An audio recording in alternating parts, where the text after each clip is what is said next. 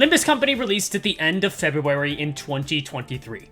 Basically, a year and a half ago at the time of making this video. At this point in time, August of 2024, there are over 100 IDs in Limbus, and just about a quarter of those, not including the base IDs, are from the beginning of the game. And let me tell you, looking back on them, man, it is so obvious they had no clue what they were doing when making these IDs. So this video is dedicated to them. The bizarre artifacts of a time that has long since passed. The Launch IDs. The somewhat shaky foundational identities that led to the game being what it is today. Just about a year ago, I made a video talking about one of these Launch IDs, Kurikumo Honglu. And to celebrate that video, as well as reaching a whole year making videos on this channel, I figured I'd go back to doing what I do best. Slandering and overanalyzing IDs that probably don't really deserve it. Now, lucky for them, I won't be covering every single Launch ID in the game. At least not in this video, since not all of them are wacky enough to talk about. But lucky for me, and lucky for you from a content perspective, a lot of them are. Now, there's not one particular criteria I'll be using to pass judgment. This video is really meant more as a slightly more mature version of show and tell, and because of that, there's no one ID that's best to start with when discussing these blessed 26 that were available on launch, but actually, none of them is a great place to begin. Yeah, the first thing I want to talk about actually isn't ID specific, it's a design philosophy that is present on quite a few of these IDs, and the game on the whole post-launch. Power creep is a word that is tossed around a ton lately. Basically, any game that has progression will have some discussion on power creep. And while that's a whole can of worms to talk about in Limbus another day, there is one aspect of IDs that people can hopefully universally agree has been power crept, and that's speed. Now, it's not like every Launch ID is slow, quite the contrary. In fact, if we want to include the base IDs for a moment, 2 of the Launch IDs have the current highest base speed range in the game, and G Corp Otis is one of the few truly supportive IDs, and she gives haste. So what's the big deal? Well, the big deal is when we look at the lower end of these base speed ranges for Launch IDs. 2 to 3 and 2 to 4, and honestly, even 2 to 5 speed ranges are pretty awful, and they have been completely phased out in the modern era. However, it's not like Project Moon got on this right away, since Zvirodian, an ID released in the middle of Season 2, is our most recent ID to have a minimum speed of 2, which was actually over a year ago. Yeah, not even the tankiest of tanks we've had since then are that slow. I mention tanks since that's an archetype usually associated with slow speed and high health. But no, most of them get the fancy 4 to 6 speed range now, which is obviously massively better. The reason why this was done is pretty obvious. Tanking in Limbus from when the game launched up to July 20th, 2023 was kind of broken, since every ID made with a minimum speed range of 2 was designed before aggro even existed. Some of you may not know or remember this, but aggro was a new invention put into the game post-launch alongside Uptide 4, an attempt by Project Moon to retroactively fix the tank IDs and kind of the whole archetype that could never tank because they were too slow to get in the way of incoming attacks. And ever since Zvirodian, they've never made that mistake again, opting instead to make newer tank IDs be able to intercept with speed and use aggro, as well as giving the previous tank IDs at least some aggro with Uptide 4, even if that didn't always help them see usage, usually for unrelated factors. Well, all of the truly tanky IDs got aggro, except for one. Mariachi Sinclair still stands out as a horrible product of his horrible time, being the only non-base ID with an absolutely atrocious 2 to 3 speed range, numbers that make my eyes hurt, and the only redeeming factor he has is his strong evade skill and his support passive, I guess. For some reason, Mariachi Sinclair was not blessed with aggro, and while we can speculate that it's because a strong evade is better than a strong guard or counter in almost every case, now we have Sank Otis, who, yeah, absolutely power crept him in practically every way. But the main thing making Mariachi Sinclair worthless is that speed range, I think. And I for one would be happy to see an ID with a 2 to 3 speed range in the modern era done well in some way. Like with some massive benefit to counteract that massive downside, also known as an ID that doesn't have the same horrendous numbers as Mariachi Sinclair. Oh yeah, speaking of numbers being out of whack, there were no proper standards back at launch. You see, when an ID has their kit revealed on the Limbus company Twitter 2 days before their release, we can immediately have a pretty good idea of what their numbers are going to be, just because most IDs of a certain rarity follow a pattern, and that pattern has been stuck to pretty well over time. The launch IDs, though, lead to some of the weirdest outliers in the game in both directions. You don't see numbers like this anymore, and in a similar sense, you don't see numbers quite like this anymore either. To prove to you that almost every single ID at launch had some kind of weirdness to them to talk about, I put them on a randomizer wheel, and I spun it, and took the first result I got. And, okay, that's one of the few IDs that actually doesn't have anything weird about her numbers. These are pretty standard rolls, so sorry. I guess I must have... Just kidding. Oh, come on. When we're talking about ID numbers, we aren't just talking about the coin rolls. No. The amount of a certain status being applied also counts as numbers being out of whack, and LCcb Ishmael is a perfect example because she has this on every single skill. In case you don't believe me for some reason, let's go down the line. First of all, her skill 1 inflicts 3 paralyze. Now this is something you would never see in modern Limbus, but there's actually 3, count them, 3 launch IDs that have this amount of paralyze on their skill 1. Kuroko Ryoshu, LCcb Rodian, and LCcb Ishmael. Why were they given this? I don't really know, but it's clear that Project Moon didn't like it, since almost no skills in the game inflict that much paralyze anymore, let alone a skill 1. Paralyze has earned its reputation for destroying difficult fights if used correctly, so they're much more careful about it now. Her skill 2 is... well, it's simply absurd. If you've seen my Tremor video, you know that this inflicts 16 Tremor potency and 4 Tremor count, which has not been seen since. Not even close, except for Everlasting Faust, which I will remind you is a VOW level ego. Also, the concept of same turn attack power down on a regular skill is somehow exclusive to these 3 launch IDs? Why? I don't know why this is a thing, but it is. And then we have the most infamous thing about LCcb Ishmael, and something that leads perfectly into what I want to talk about next. She has 5 fragile on her skill 3. Yes, a single skill that theoretically allows you to get plus 50% more damage for the rest of your team. Now, this is same turn fragile, and combine this with her 2 to 6 speed range, and the speed power creep I mentioned before makes it difficult to reliably take advantage of this if you don't want to reset a bunch. But my main point stands. This breaks every standard. And honestly, fragile on the whole seems like it was a big regret by Project Moon, considering just how little of it we've seen post-launch, and none of that comes close to 5 fragile. And, well, much less coming close to quick suppression.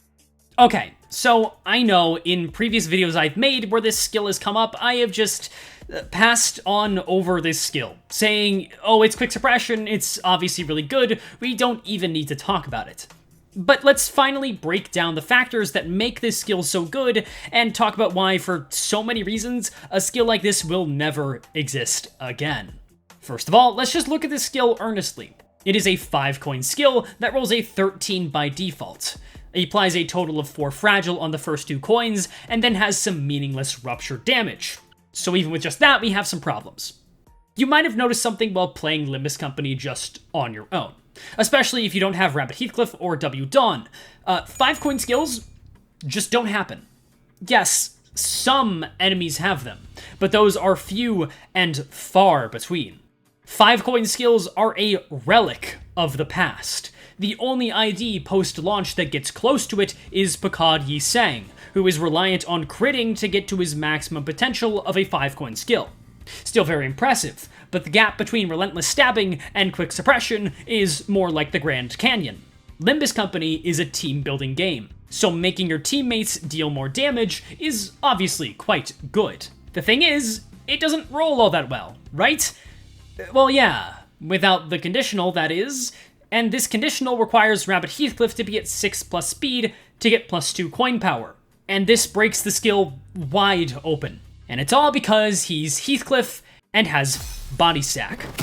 Heathcliff's base ego, the one we all have access to at the start of the game, gives 3 haste.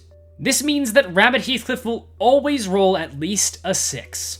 Now, using the rawest of raw damage numbers, this thing deals 75 damage when the conditional happens, which is ignoring the massive benefit of 4 fragile, which would also increase the skill's damage by 40% for most of it. And then, because you have at least 6 speed, the rest of your team will most likely deal plus 40% damage too, just by nature of going slower than you. There's a reason that the skill is used as the golden child of the most broken skill in the game, because it kind of just is. And it's from a launch ID of all things. W Dawn's Rip Space is the only other true 5-coin skill in the game. And while the damage on that is fantastic, W Ryoshu is a post-launch ID that managed to just about match that same damage with a 4-coin skill. So Quick Suppression is still utterly unmatched, and honestly, that's for good reason. A skill like this existing throws off the balance of the game, and makes the time to kill enemies significantly lower, meaning a lot of enemies can end up having protection thrown on them seemingly at random to try and counteract being bursted down, which means that those who don't have these fragility-applying IDs have to truck through some more boring turns. But it's not like Rabbit Heathcliff and LCcb Ishmael are the only launch IDs with a weird amount of fragile. For example, let's look at 7 Ryoshu.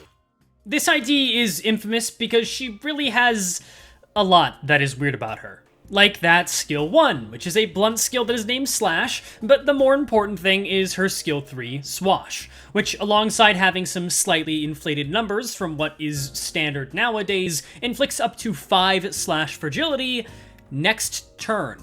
This is an incredible tool to set up for nuke turns since it allows Ryoshu to also take advantage of the fragility. And hey, in case you wanted to use some Pierce skills instead, 7 Yisang has 3 of it.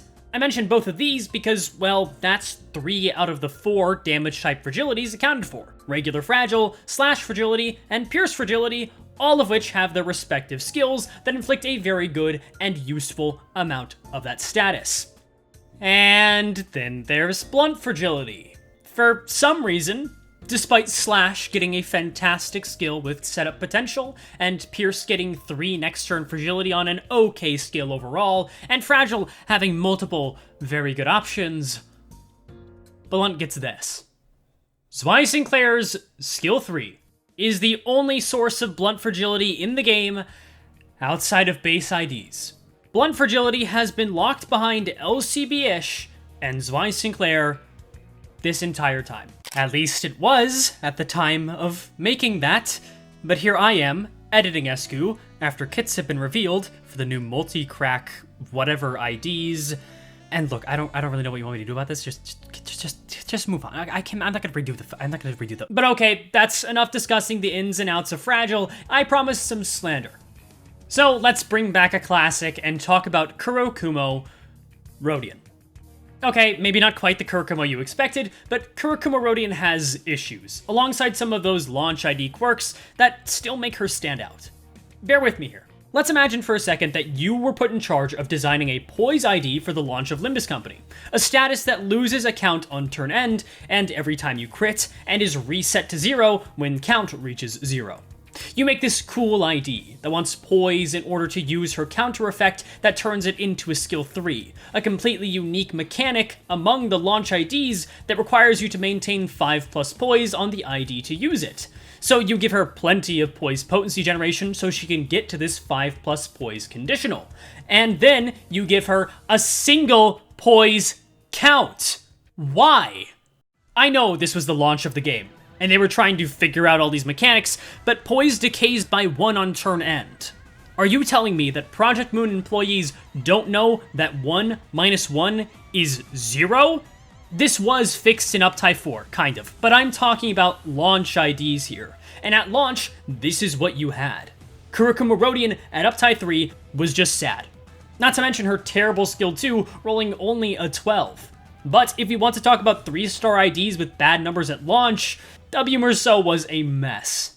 He was fixed much better by Uptie 4 than Kurukuma Rodian, but again, we are looking at the Uptie 3 state, since that is still very much in the game, and again, was the only thing in the game at launch. I'll give him credit, first of all, for having a unique skill 1. Gaining a damage type protection on use of a skill is entirely unused outside of him, and it really bothers me because this could have easily been on several other tank IDs and been really cool. I digress though, because the rest of his kit, yikes. He cannot roll above an 11, and his skill 3 rolls a 9, and his charge generation is terrible, and he wants a ton of it. I have no clue what they were thinking when making W. Merceau and W. Dawn. One of these is one of the worst IDs in the entire game ever conceived of at Uptie 3, and the other is from the exact same faction and the exact same time period, but is an absolute powerhouse even at Uptie 3. It's IDs like W. Merceau that make me confident in saying that they did not know what they were doing at launch. Even if you can cope and say that, oh, it's because he's a support ID, look at his skill 3, because G-Corp Otis exists, a 2-star support ID that has better clashing than him. And yes, I know, lower coin amounts generally means higher clashing, but this level of disparity should never happen. However, the sheer amount of interesting design choices don't end there. In fact, let me close out this video with a whole bunch of rapid-fire examples of my favorite travesties that don't fit into any particular category, like Liu Gregor on launch, specifically how he and Mariachi Sinclair shared the honor of having absolutely terrible skill 1s that rolled an 8 for really no reason at all, which was, for some reason, a trend that was not killed upon arrival. Or what about Shi Heathcliff, widely regarded as one of the most useless IDs at launch time, partly due to the prominence of Rabbit Heathcliff, and partly due to him needing to be below 25% HP instead of 50% like the other Shi IDs, and getting nothing. Though in his case, I give him a bit more of a pass because his numbers are at least more standard than the others, even if they are still pretty bad. Lobotomy Remnant Faust is just a weird ID when you look back on her. She's a generic clasher with some poise, and then a random amount of monstrous haste that even modern speedy IDs can't match, which sounds well and good, and then you realize as well that her passive literally cannot activate with her kit as it was. Seriously, poise IDs at launch were really, really bad. Only like 1 or 2 of them could maintain poise on their own, though LCR Faust having 0 poise count and a poise count reliant passive really just is absolutely something. Kurukuma Honglu is a good ID, but for the most insane reason, because the only thing he's ever useful for is his hilariously overtuned skill 2. Another skill that nowadays could never really exist. Okay. Well, yeah, never mind. Okay, that's fair enough. But a reverse conditional skill like Cloud Cutter still hasn't made a reappearance, which is a real shame, since there's definitely interesting things they can do with this concept while making an ID that isn't, just Cloud Cutter. Also, what is up with his skill 3? Why does it increase the debuffs inflicted by the skill on combat start? No, actually, why? They could have just increased the... You know what? Whatever. I guess it's neat or something. Liu Merceau's really bad 2-coin, 10 rolling skill 2 would be notable if LCcb Rodian wasn't seriously in the running for the worst skill 2 in the entire game, outshining Liu Merceau in the worst way possible, and even she is saved by +5 offense level and the fact that Zwei Sinclair sucks. But even Zwei Claire at least inflicts Tremor and 2 damage down next turn, so you can debate on which one is worse there. But speaking of Sinclairs, Blade Lineage Sinclair is another 3-star ID that felt more like a negative 1-star, considering his incredible clashing of, wait for it, 7, 9, and then a 22. His best use on launch was probably fueling Branch of Knowledge, and yeah, I wish I was kidding about that, but I'm not. The rest of the Blade Lineage are not much better in their Uptie 3 state either, since it was an honest debate whether Blade Lineage Yiseng or BL Lotus was better, since BL Lotus somehow had better clashing than BL Yiseng, and only a little bit worse damage. Blade Lineage Yiseng also has the honor of being one of the least text-heavy IDs in the game, even now at Uptie 4. A stark contrast to his mentor, and even just any generic ID released this season, which isn't necessarily a bad thing, but wow, his kit was barren, and hey, remember when G-Corp Gregor's numbers weren't the equivalent of today's 2-stars? Cause I certainly do. And, god damn it, he really just has 2-star level coins and numbers. I can't get over that. And I could go on. Really, I could. There's just so much to say about the, well, strange design choices that were taken with the launch IDs. And while some of these cases are basically unacceptably bad universally, I have to admit, there is a lot of charm and good ideas to be found in these horribly scuffed kits. There's lots of concepts that I feel were never fully explored because they were on terrible IDs that were received poorly, or just because, more realistically, Project Moon forgot about it. Stuff like critical hits raising stagger threshold on certain skills is a cool idea. Fully supportive IDs like Geodis. Defense power down as a concept, I guess. And then the Shi Association. All of which haven't properly been back since this era of IDs. And I'm sure it will happen in time. I personally have a bizarre relationship with these IDs. Some of them are the worst thing ever conceived of, and I hate them. And some of them are the worst things ever conceived of, and I have a soft spot towards them because they're a little silly, or, you know, I made a cool video about them once.